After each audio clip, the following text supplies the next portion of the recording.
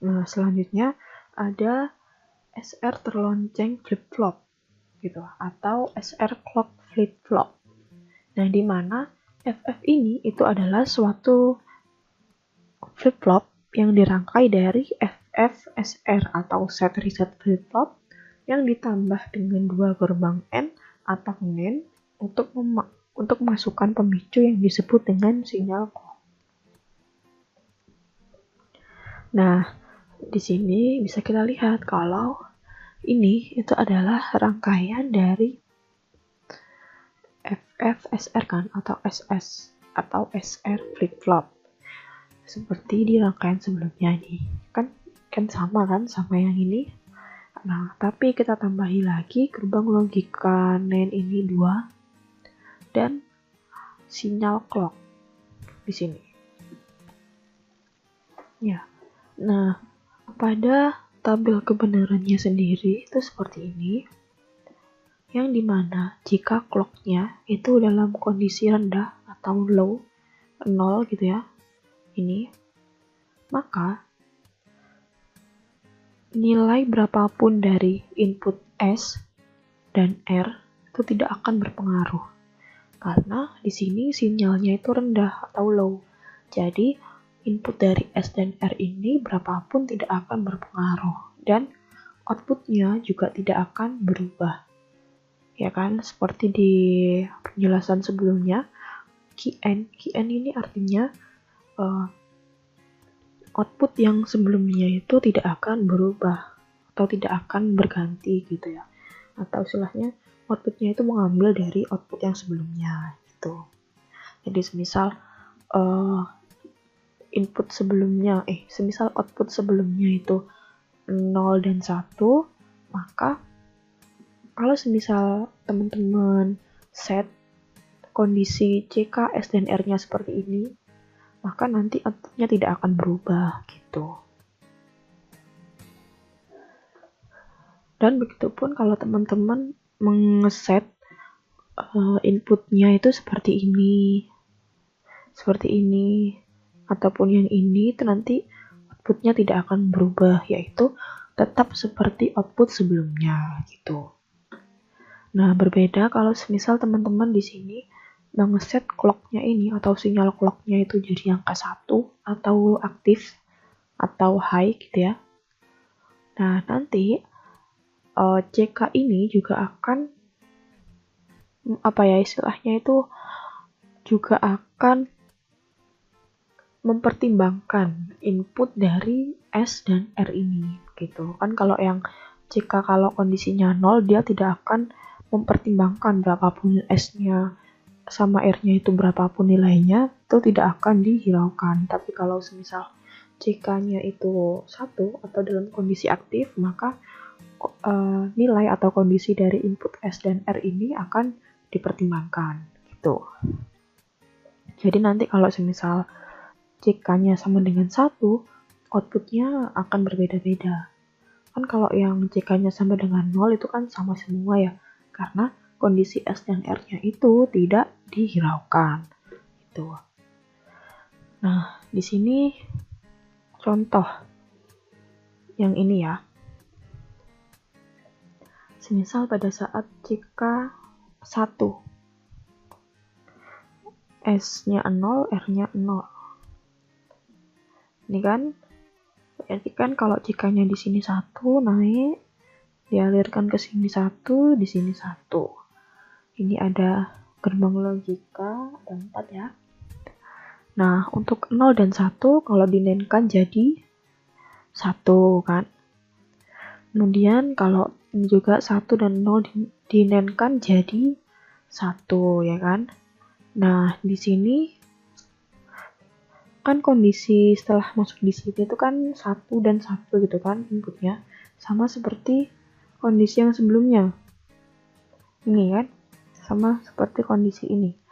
1 dan 1, dimana kita tidak bisa memprediksi berapa output yang akan keluar gitu kan, karena bisa saja outputnya 0 dan bisa saja outputnya 1 gitu. Nah, jadi untuk kondisi ini maka output yang dihasilkan itu sama seperti output sebelumnya, meskipun CK-nya itu sama dengan 1 atau sudah aktif. Itu kan ya? Sama seperti SR flip-flop sebelumnya, kalau semisal kondisinya 1, kondisi S dan R-nya itu sama-sama 1, maka keadaannya adalah memori atau mengambil output dari kondisi sebelumnya gitu. Jadi ini juga sama, KN, atau mengambil dari output sebelumnya gitu ya. Nah, kemudian contoh lagi. Semisal di sini kita pakai yang CK-nya 1, S-nya 0, R-nya 1. 1, 0, 1 gitu ya. Kemudian di sini kan berarti satunya naik, di sini 1, ini juga 1. Nah, saat 0 dan 1 dinaikkan, berarti hasilnya 1 gitu kan. Terus 1 dan 1 dinaikkan, jadi 0. Nah, kalau semisal ini salah satu inputnya 0, kalau teman-teman masih ingat, kalau salah satu input atau semua input dalam gerbang logika kombinasional NAND itu bernilai 0, maka outputnya adalah 1, gitu ya. Nah, karena ini 1, turun ke sini kan, dialirkan, ini juga 1. 1 dinaikkan jadi 0. Nah, ini kan jadi sesuai dengan syarat flip-flop, yaitu kedua output harus saling berlawanan. Nah, di sini bisa kita lihat kalau key-nya sama dengan 0 dan key bar-nya sama dengan 1 gitu kan. Nah, tapi kenapa yang di sini kok cuma ditulis 1? Maksudnya cuma ditulis dari salah satu output gitu kan ya, yaitu yang ditulis output 0.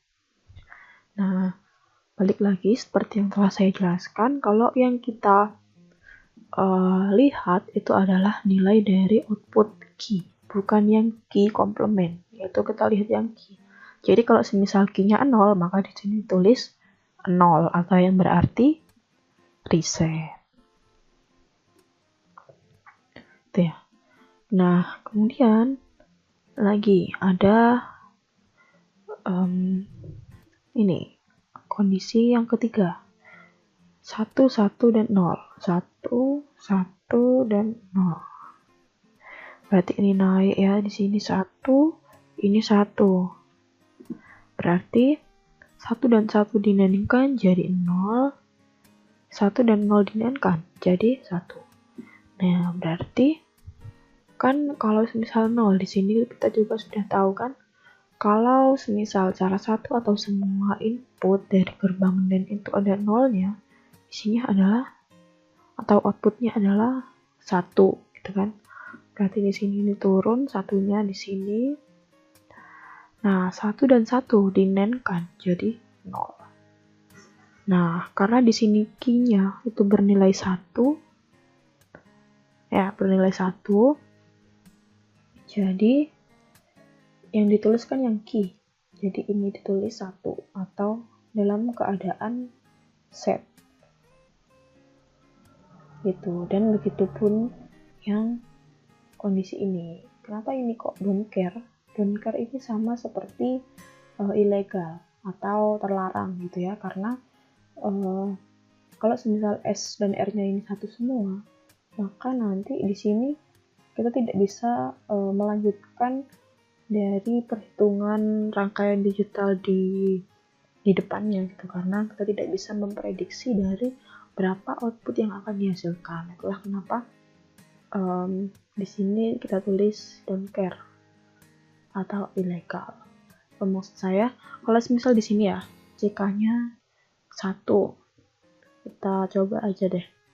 Di sini 1, S-nya 1, R-nya 1. Berarti kan di sini 1, di sini 1. Berarti kalau 1 sama 1 0. Ini 1 sama 1 dinaikkan juga 0. Berarti kan kalau salah satu yang ada 0-nya, berarti di sini 1, di sini 1 gitu kan. Karena salah satu atau semua inputnya kan berisi 0. Kalau ada 0-nya berarti outputnya 1. Nah, karena ini kan 1.